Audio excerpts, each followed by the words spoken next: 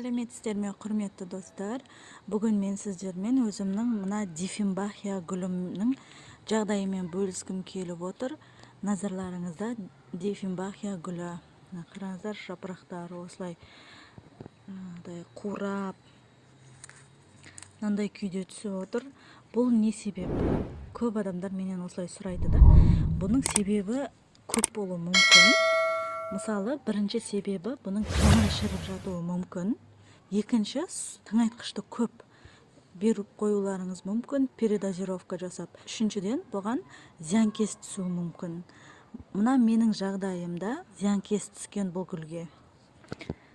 Бұған паутина клеш түсті.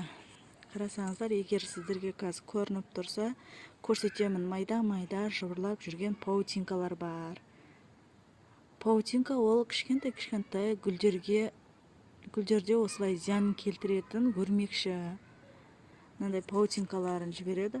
Бұл гүлдің ауырғанына 1-2 аптадай болды. Мен қолым тимей емде алмай кеттім. Қараңыздар, бастапқы кезде мынандай жапырақтары болып, мына жапырақтары сау болатын, үстіңгі жапырақтары астынан бастады. Мына қараңыздар, қандай күйде.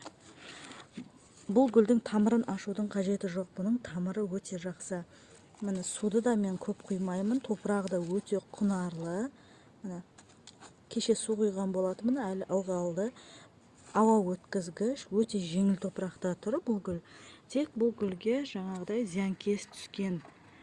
Тек қана паутина клеш қана емес, бөлме гүлдеріне 7 түрлі зиянкес түседі. Шитовка бар оның ішінде, бірақ әсіресе осы паутина клеш өте көп түседі. Менің практикамда кездескен тек қана осы паутина клеш қана менде көп кездесті. Шитовка, тлей деген басқалары онша кездескен жоқ. Енді мен паутина клешке мен актилик деген жаңағы препараттарды қолданатын едім. Менде қазір ол болмай тұр. Сол себепті де мен мына карбацин деген препаратты қолданғым келіп отыр. Бұл бірақ бөлме гүлдеріне арналған емес, овощнойларға арналған препарат. Барлық зиянкестерге, барлық вредительдерге, насекомыйларға, барлық зиянын келтіретіндерге деп жазған. Сол себепті мен осы бөлме гүліне қолданғым келіп отыр. Қараңыздар, қандай күйде тұр мына диффенбахия гүлім.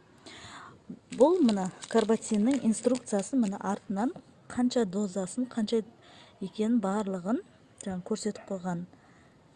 Барлығы 10 литр суға кетсе керек. Менде мына 0,5 тыңда толып тұрған жоқ. Осыған қазір мен араластырамын. Мінекей мен мына карбацинді мына ыдысқа салайын деп отырмын. Мен өлшеп тұрған жоқпын.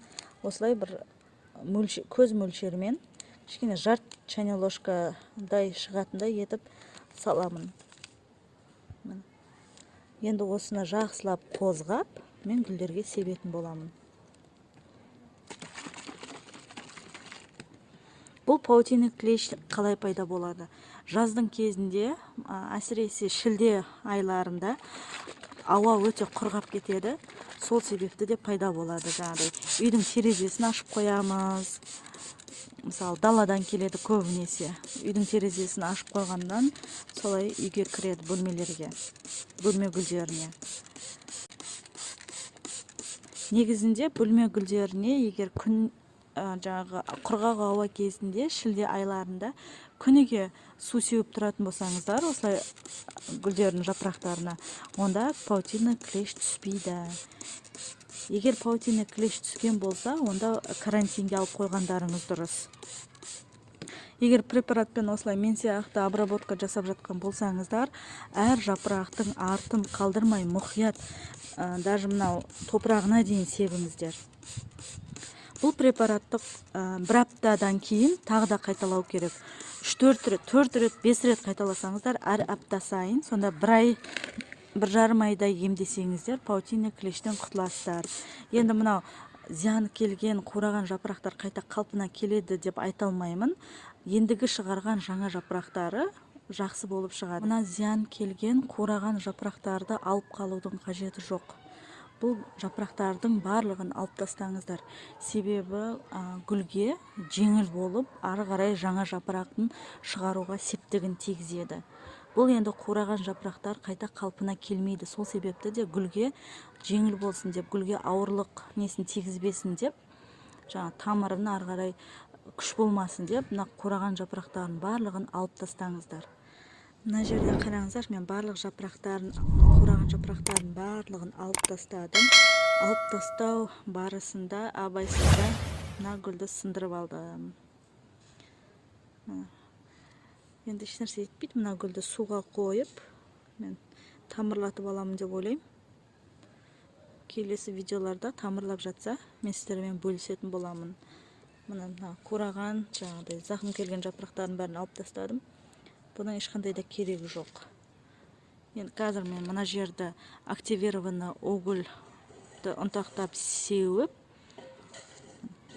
мынаны тегістеп кесіп, жан-жағынан жапырақтар жібереді деген ойдамын. Тамыры өте жақсы, бұл гүлдің ешқандай да тамырында шіру еш нәрсесі жоқ. Тағы да бір айта өтетін жайт, зиянкес тиген ауырған гүлдерге емдеп болғанынша тыңайтқыш топырағына құймаймыз. Тек препараттармен емдейміз. Емделіп болып, жаңа жапырақтарын шығарып, өсе бастаған кезде ғана тыңайтқыш береміз. Мына жерден, мына қараңыздар, мына почкалары оянып келе жатыр екен. Көрініп тұр ма сіздерге? Осы почкалары өсіп келе жатыр. Осы жерден әдемі бұтақтап жапырақтарын шығаратын болады. Сынып қалғаны еш нәрсе етпейді. Мынаны байқамаған екен, мен енді қарап отырмын. Жаңадан бұтақтарын, жапырақтарын шығарып келе жатыр. Уже мына 3 почкасы оянып қалған екен.